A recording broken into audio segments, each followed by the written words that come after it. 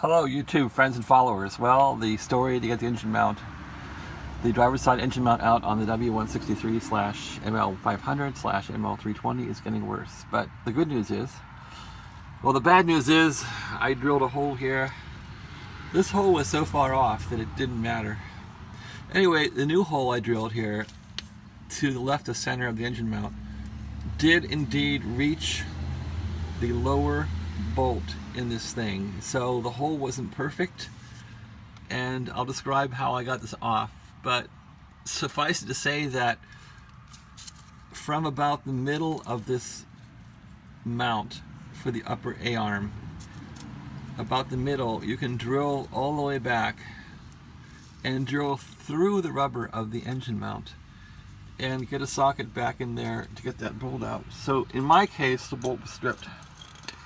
So what I did was I put this little socket here on the end, but when I did that, I still couldn't reach the bolt with a full extension, and these are two 6-inch extensions. So I had to put the first 6-inch extension into the hole.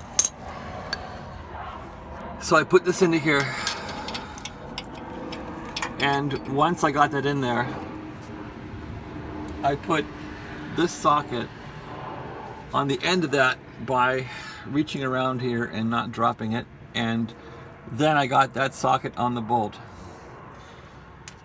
And once that socket was on the bolt, and the socket wouldn't go on the bolt because the bolt is stripped. So here's the bolt. You can see I stripped this bolt probably 2 or 3 tries ago. I just really messed it up, and then the socket would never go on here. So the only way to get this bolt out was that I had to pound the socket on, and the only way to pound it is to get a line to the socket with something that'll pound hard. So that's what I did, and I put another extension on here like that. And actually no, I put this thing inside of here, and then once it's inside, it will line up with a bolt. And then I had to put this other extension in here to line up with this, but it wasn't lined up perfectly. This won't actually go through straight. It'll miss the bolt. So I had to kind of pound on an angle. So this thing was sort of angled like this. And so it never really, I think it did finally snap together, but it was really a hack. And all I had to do was put force onto that bolt. And I only got the socket on the bolt halfway. That was enough to loosen it, and then once it was loosened, I was able to get it out. So this back lower bolt, has cost me 3 or 4 tries of doing this, and probably 50 bucks of tools, but I finally got it out.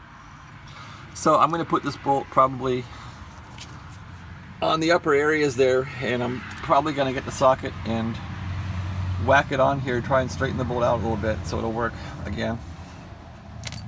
And I'll put a undamaged bolt in the bottom. So the last bolt to get out is the air conditioning bolt, which is that evil one right there, which I've never gotten out before. The rest of these are easy.